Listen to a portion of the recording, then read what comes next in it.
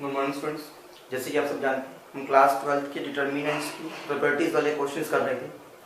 आज हम वही प्रॉपर्टीज वाले क्वेश्चंस को ही कंटिन्यू करेंगे। बहुत अच्छे क्वेश्चंस देखेंगे और आज की क्लास के बाद हमें लगेगा कि प्रॉपर्टीज वाले क्वेश्चंस में कोई भी क्वेश्चन आ जाए हम कर सकते हैं, क्योंकि इसके बाद प्रॉपर्टीज नॉर्मली खत्म हो जाती है, सिर्फ थोड़ी सी प्रैक्टिस की बात रहती है। प्रैक्टिस भी हम साथ साथ कर ही रहे हैं स्टूडेंट्स। जैसे कि एक क्वेश्चन दे रखे हैं, इसका डिटर्मिनेंट मुझे इसके इक्वल प्रूव करना है, तो मैं हमेशा कहता हूँ या तो पूरे में हमको क्या करना है, जीरो से जीरो बनाना है, मैक्सिमम जीरो बनाना है। साथ साथ ये भी देखो कि मुझे प्रूव क्या करना है। मुझे 1/a लेने के लिए मुझे क्या करना पड़ेगा, कुछ कॉमन लेना पड़ेगा। तो मैंने क्या कहा, taking a as common from R1 से कॉमन लिया, B को मैं कहां से कॉमन ले रहा हूं, R2 से कॉमन ले रहा हूं, और C को मैं कहां से कॉमन ले रहा हूं स्टूडेंट्स, R3 से। क्यों? क्योंकि मेरे पास A फर्स्ट वाली रो में है, B सेकंड रो में है और C थर्ड रो में है। जो चाहिए उसके अकॉर्डिंग, क्योंकि 1/a मेरे पास तभी आएगा, क्योंकि सर यहाँ पे तो नहीं है तभी तो आएगा। अब मैंने जैसे A को कॉमन लिया फर्स्ट रो से, 1 के पास A नहीं है तो 1 को A से डिवाइड कर दूंगा। कॉमन का मतलब क्या होता है, डिवाइड करना। अब A को A से डिवाइड किया तो 1 को A से डिवाइड कर दूंगा। यहाँ पे भी 1 को A से क्या कर दूंगा, डिवाइड। क्लियर? अब सेकंड रो से मैंने B को कॉमन लिया, तो यहाँ पे 1 को B से क्या कर दूंगा, डिवाइड। यहाँ 1 को B से डिवाइड और B को B से किया तो 1, और यहाँ पर भी B को B से 1 से, यानी कि 1 को B से डिवाइड करेंगे तो 1/b। इसी तरह से मैंने यहां से क्या किया, C को कॉमन लिया तो 1/c, ये 1 प्लस में 1/c आ गया। ये सबको क्लियर हुआ स्टूडेंट्स? ठीक है। अब देखो मुझे चाहिए 1 plus 1/a plus 1/b plus 1/c। ABC तो आपके पास बाहर आ चुका, तो ये कब आएगा, अगर मैं तीनों की तीनों रोज को आपस में प्लस कर दूं। तो मैंने क्या किया, R1 में R2 प्लस R3 को तीनों को प्लस कर दिया। ठीक है स्टूडेंट्स? तो देखिएगा A इंटू बी इंटू सी तो आपके पास चल ही रहा है। अगर मैंने R1 में प्लस किया तो यहाँ पे क्या होएगा, 1/a plus 1/b plus 1/c plus 1, यहाँ पर ये रहेगा। अब यहाँ पे भी देखोगे तो क्या आएगा, 1/a plus 1/b plus 1/c plus 1। यहां देखेंगे तो क्या आएगा, 1/a plus 1/b plus 1/c plus 1। आपके पास इसी तरह से आएगा। यहाँ क्या बच गया, 1/b 1/c, क्योंकि आपको पता है सेकंड रो पे और थर्ड रो पे तो मैंने कोई भी चेंज करा ही नहीं, वहां तो कोई ऑपरेशन मैंने यूज ही नहीं किया है। अब आप देख पा रहे हैं स्टूडेंट्स कि मैं फर्स्ट रो में से इस पूरी टर्म को कॉमन ले सकता हूं, क्योंकि आप देखेंगे तो देखो पूरी रो में एक ही जैसी टर्म आ रही है, तो मैं इस पूरे ब्रैकेट को क्या कर सकता हूं, यहां से कॉमन ले सकता हूं। तो मैंने ये कहा, taking 1 plus 1/a plus 1/b plus 1/c common from R1। कहां से कॉमन ले रहा हूं मैं, R1 से कॉमन ले रहा हूं। तो R1 से कॉमन लिया तो क्या बचेगा, A B C, ब्रैकेट में कॉमन आ गया, 1/a plus 1/b plus 1/c plus 1। साथ में कौन बच गया, ये कॉमन आ गया तो ये 1 बच गया, ये 1 बच गया, ये 1, ये 1/b प्लस 1 और ये 1/b, ये 1/c, ये 1/c, ये 1/c प्लस 1, यही बच गया आपके पास। ये स्टेप सबको क्लियर हो गया। अब आपको ये पता चल गया जो मुझे चाहिए था वो तो आ गया, यानी कि अब इसका रिजल्टेंट मुझे क्या करना है, इसका रिजल्टेंट मुझे 1 प्रूव करना होगा तभी आएगा। कहने का मतलब डिटरमिनेंट सॉल्व करना है। मैंने आपको कहा था मैक्सिमम जीरो बना लो, क्या बना लो, मैक्सिमम जीरोस बना लो। तो अब मैंने क्या करा, C2 में से C1 को माइनस कर दिया और C3 में से भी C1 को मैंने क्या कर दिया, माइनस, क्योंकि मैंने कहा था जब मैक्सिमम जीरोस बन जाती हैं तो आपका काम बन जाएगा। अब ये देखो यहाँ पे a b c 1/a plus 1/b plus 1/c plus 1 तो आपके पास चल ही रहा है। C1 में तो कोई चेंज नहीं होने वाला, क्यों? क्योंकि C1 पे आपने कोई ऑपरेशन नहीं लगाया। 1 में से 1 को माइनस करूंगा, 1 में से 1 को माइनस करा तो 0। अब इसमें से 1/b तो कैंसिल, तो बच गया 1। 1/c में से 1/c चला गया तो 0। समझ आ गया?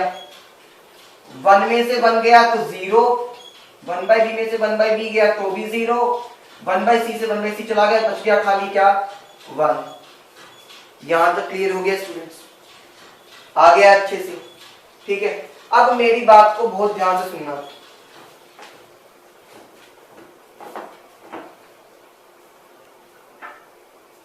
कि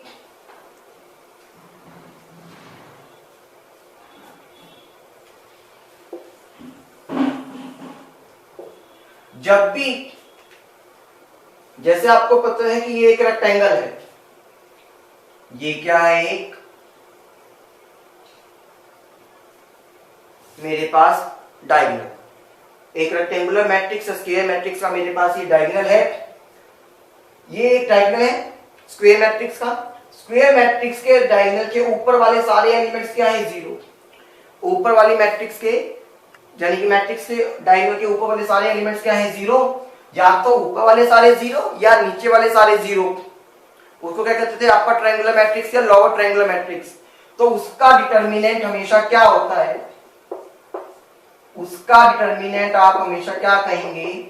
डायगोनल के एलिमेंट्स की मल्टीप्लिकेशन के इक्वल, यानी कि 1 into 1 into 1। Clear? 1 into 1 into 1 diagonal के एलिमेंट्स की मल्टीप्लिकेशन के इक्वल। क्लियर हुआ स्टूडेंट्स? यहां तक अच्छे से क्लियर हो गया? डायगोनल के एलिमेंट्स की मल्टीप्लिकेशन के इक्वल आपके पास क्या होते हैं? डिटर्मिनेंट होता है। अगर अपर ट्रायंगुलर मैट्रिक्स है या फिर लोअर ट्रायंगुलर मैट्रिक्स है तो मैं यहां पे लिख भी देता हूं, because of triangular matrix, upper and lower triangular matrix, upper and lower triangular matrix.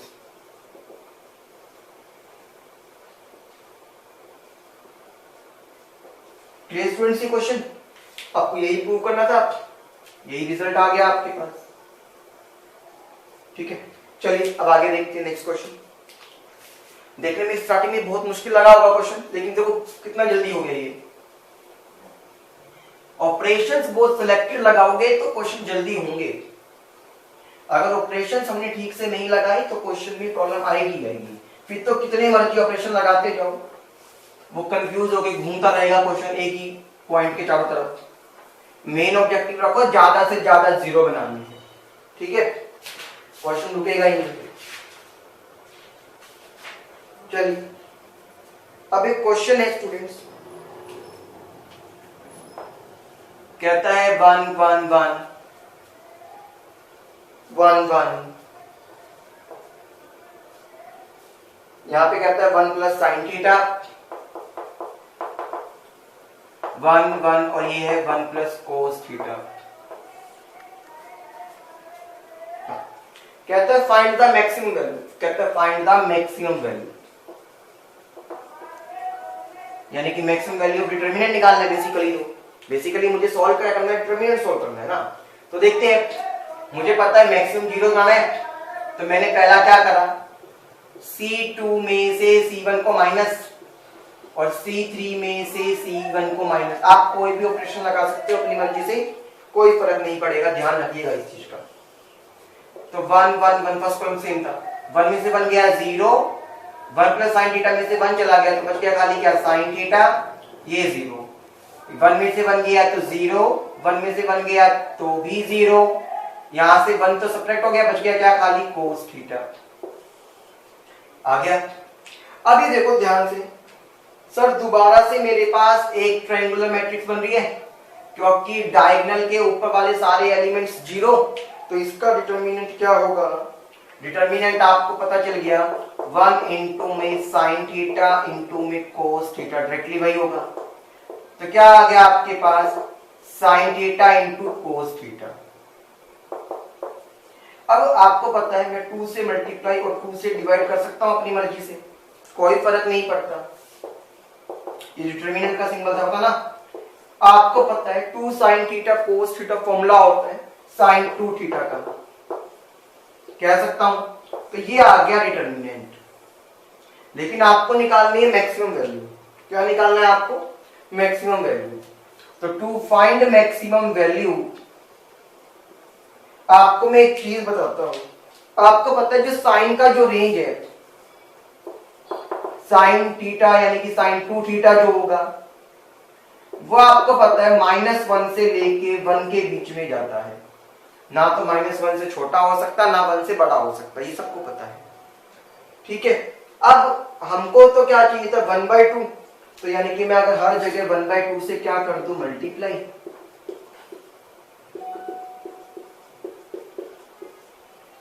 तो मेरे पास sin 2 थीटा 1/2 sin 2 थीटा की वैल्यू आ गई। अब मैक्सिमम वैल्यू क्या होती है? माइनस में तो नहीं आएगी, वो कौन सी हो सकती है? 1/2। तो मैक्सिमम वैल्यू क्या आ गई आपके पास? 1/2। ये मैक्सिमम वैल्यू आपकी अटेन हो सकती है इस क्वेश्चन में। ये चीज क्लियर हो गया स्टूडेंट? करें नेक्स्ट क्वेश्चन। चलिए आज हमने एक नई प्रॉपर्टी देखी ना कि प्रिंसिपल डायगोनल के ऊपर या नीचे वाली एलिमेंट्स मैट्रिक्स के सारे जीरो हो तो मेरे पास डिटरमिनेंट कितना आसानी से मैं एक स्टेप में सॉल्व कर सकता हूं, है ना। चलिए नेक्स्ट क्वेश्चन। वो कहता है एक मैट्रिक्स है x 2 और 3, यहां 1 x और 1, यहां कहता है 3 2। ये 0 के इक्वल दे रखा है, 0 के इक्वल दे रखा है। ठीक है, कहता है find the roots of x, find the roots of x, find roots of x। x के आपको रूट्स निकालने हैं, कहने का मतलब बात तो वही है, डिटरमिनेंट सॉल्व करना है पहला काम तो। अब डिटरमिनेंट सॉल्व करने के लिए क्या करेंगे? मैक्सिमम पार्ट्स में जीरो बनाना है। अब यहां से जीरो दिखता नहीं मुझे, अगर जीरो दिखता नहीं है तो बनाना पड़ेगा। मैंने क्या करा, R1 में R2 और R3 दोनों को ऐड कर दिया, यानी कि तीनों रोज को आपस में ऐड कर दिया। सर डिटरमिनेंट निकालने की जरूरत ही क्या? अरे सॉल्व करोगे तभी तो x आएगा ना। देखो x प्लस में 3 प्लस 1 4, यहाँ पर भी x प्लस में 2 प्लस 2 4 और यहाँ पर भी x प्लस में 4 आएगा। बस इतना मेरा लिखते के साथ कुछ स्टूडेंट्स तो समझ गए होंगे कि सर अब अपनी वही पुरानी कहानी की कॉमन ले लेंगे, फिर मैक्सिमम जीरो बनाएंगे और सॉल्व कर देंगे। यही तो करना है। x प्लस 4 कॉमन आ रहा है फर्स्ट फ्रॉम ए से, तो x प्लस 4 को कॉमन लिया। जब भी कॉमन हो तो ब्रैकेट जरूर लगा लिया करो भाई। 1 1 3, ये 1x और 2 और ये क्या है 1 1x। ठीक है, काम तो वही करना है मुझे। क्या कि अब मैंने एक तो ये करा, एक ही ऑपरेशन में काम करवा लें। ठीक है, C3 में से C1 को माइनस कर दिया, C3 में से मैंने क्या कर दिया C1 को माइनस। एक ही ऑपरेशन में काम हो जाएगा। आप चाहो तो एक से ज्यादा भी लगा सकते हो, वो आपके ऊपर है। भाई आपके पास टाइम ज्यादा होगा आप लगा सकते हो। तो आपको पता है ये 1 1 3 ऐसे ही रहेगा, ये 1x और ये 2 रहेगा। 1 में से 1 गया 0, 1 में से 1 गया 0, x में से 3 गया तो x माइनस 3, ऐसे ही तो लिखूंगा खाली। और ये 0 के इक्वल दे रखा है। ये क्लियर हो गया स्टूडेंट्स? मुझे पता चला C3 में मेरे पास 2 जीरो आ गई, तो एक्सपेंड कर दो भाई, 2 जीरो आ गई तो नाउ एक्सपेंड C3। तो आपको पता है प्लस माइनस प्लस होता है, कोई चेंज नहीं। x प्लस 4 तो एज इट इज रहेगा बाहर। x माइनस 3 की मल्टीप्लीकेशन करोगे किसके साथ? इस वाली रो को हाइड करेंगे, इस वाले कॉलम को हाइड। तो 1 into x x minus 1 into 1 1, और ये 0 तो इक्वल दे ही रखा है, वो तो आपके पास चलना ही चलना है साथ हमेशा। आगे देखो, अगर मैं x प्लस 4 को 0 के इक्वल रखता तो x की वैल्यू -4 दे रखी है। x -3 को 0 के इक्वल रखता तो x की वैल्यू 3 आ गई। x -1 को 0 के इक्वल रखा तो x की वैल्यू 1 आ गई। तो 3 रूट्स आ गए, वैल्यूज आना, रूट्स आना, जीरोस आना, बात तो सेम है ना। तो इस तरह से मैंने क्या निकाल दी, अलजेब्रा की वैल्यूज निकाल दी। देखो मैट्रिक्स के अंदर भी अलजेब्रा आ गया, इसीलिए अलजेब्रा ही कहते हैं मैट्रिक्स को। क्लियर? चलिए अब देखते हैं नेक्स्ट क्वेश्चन हमारा। बड़ा ये अच्छा क्वेश्चन है नेक्स्ट भी, और एक प्रॉपर्टी और वहां से क्लियर होके आएगी हमारे सामने।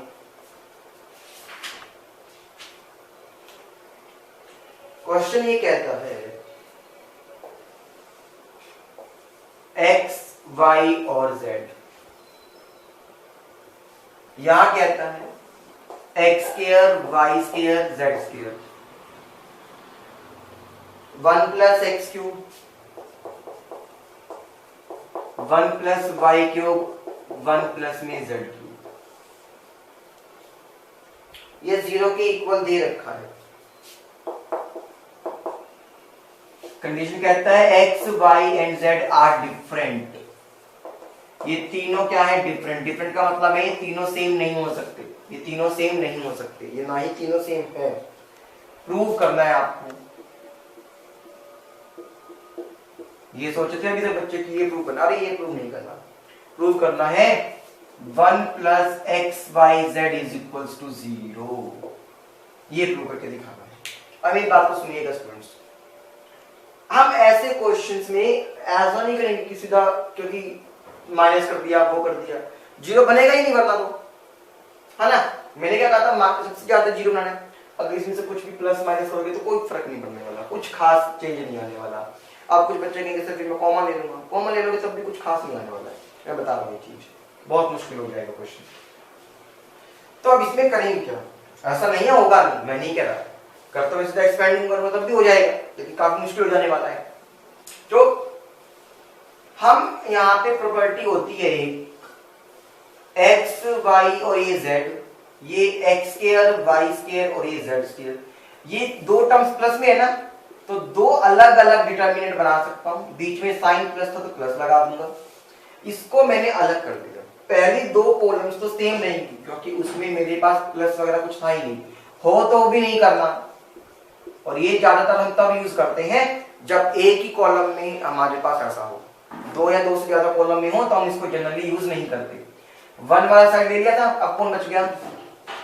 एक्स क्यूब, वाई क्यूब और जेड क्यूब बच गया। क्लियर यहाँ तक स्टूडेंट्स? अब देखना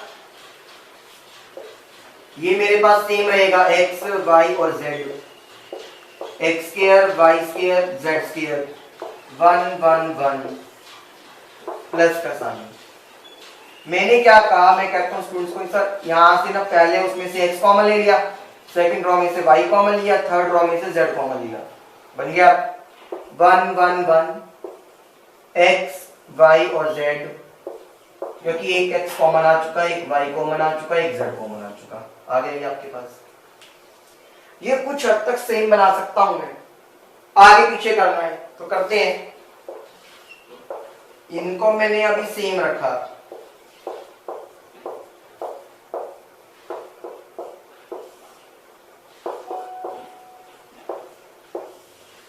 आपको पता है अगर मैं इस वाली कॉलम को इसके साथ इंटरचेंज कर दूं, यानी कि मैं यहां पर एक कह दूं C1 और C3 मेरा आपस में इंटरचेंज हो गया, तो साइन माइनस का आता है, माइनस लगाया तो C1 की जगह तो C3 आ जाएगा। ये मेरे पास क्या रहेगा? सेम रहेगा। यहां 1 1 1 आ गया। ये बात समझ गए? अब भी देखो, अब मुझे और भी चेंज करना है। अब ये देखते हैं,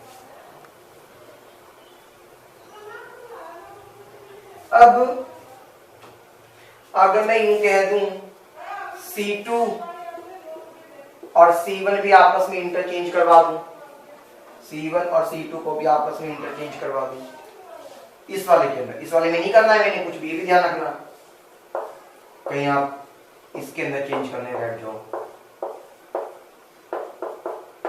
दोबारा से चेंज हुआ तो माइनस माइनस प्लस हो गया, क्योंकि साइन चेंज होता है।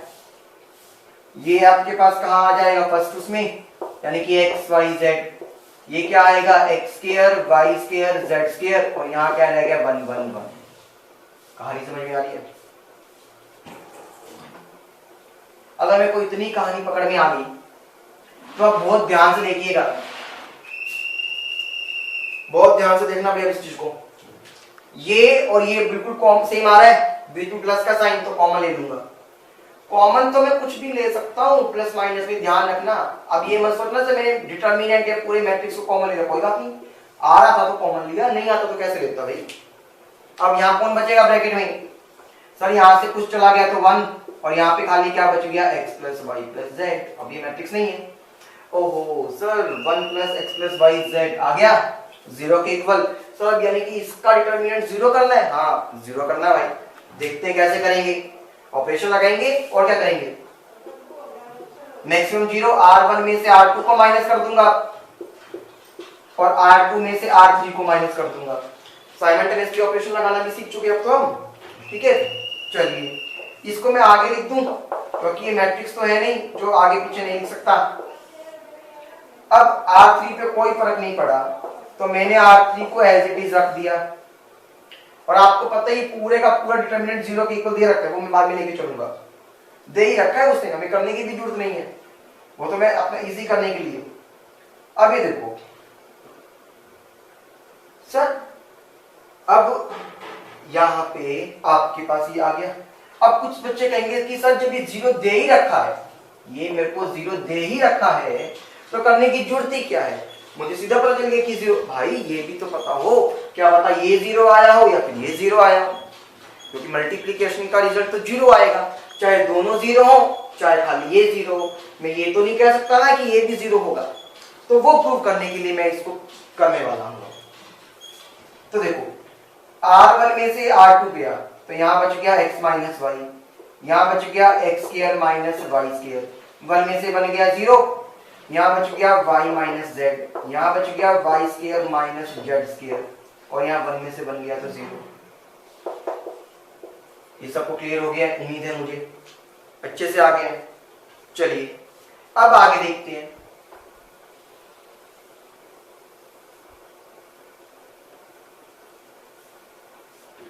अच्छा, अब students 1 plus x y z, आपको पता है ना मैं यहां से x माइनस वाई कॉमन ले सकता हूं, क्योंकि ये फॉर्मूला है a square minus b square का। यहां से मैं y माइनस जेड कॉमन ले सकता हूं, तो बच क्या गया, ये 1, ये बचेगा y प्लस सॉरी x प्लस वाई,